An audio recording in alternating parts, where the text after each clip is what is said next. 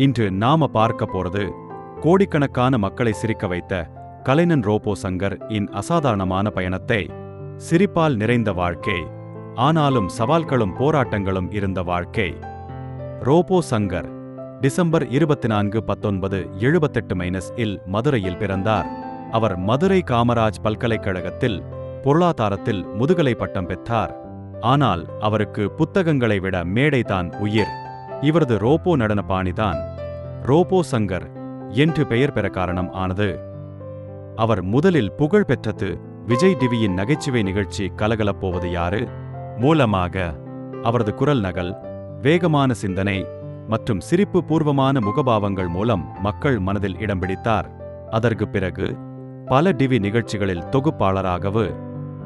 சினிமாவில் பெரியவராக வேண்டும் என்பதுதான் அவரது கனவு. ஆரம்பத்தில் படையப்பா, ஜூட் போன்ற படங்களில் சிறிய கவனிக்கப்படாத கதாபாத்திரங்களில் நடித்தார். ஆனால் 2013 வந்த இதற்குத்தானே ஆசைப்பட்டாய் பலகுமாரா அவருக்கு பெரிய முற்படியாக அமைந்தது. அதற்கு பிறகு திரை உலகத்தை தாண்டி அவர் ஒரு குடும்ப மனிதர். பிரியங்காவை திருமணம் செய்து கொண்டார். அவர்களுக்கு இந்திராஜா சங்கர் என்ற மகள் உள்ளார். அவர் பின்னர் நடிகையாக களமிறங்கினார்.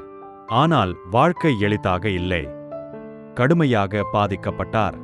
அது செப்டம்பர் 2025, 18 துயர சம்பவம் நடந்தது. சென்னையில் படப்பிடிப்பின் போது திடீரென உடல் நலக்குறைவால் மயங்கி விழுந்தார். மருத்துவமனையில் அனுமதிக்கப்பட்டாலும் உயிர் பிழைக்க முடியாமல் 46வது வயதில் அவர் மறைந்தார். திரையுலகமும் ரசிகர்களும் அவரை இழன. ரோபோ சங்கரின் கதை சிரிப்பு மட்டும் அல்ல, அது உறுதி, இரண்டாவது வாய்ப்பு மற்றும் மக்களை மகிழ்விக்கச் செய்த திறமை பற்றியது. இன்று அவர் நம்மோடு இல்லாவிட்டாலும் தமிழ் சினிமாவில் அவரது நினைவுகள் என்றென்றும் வாழும்.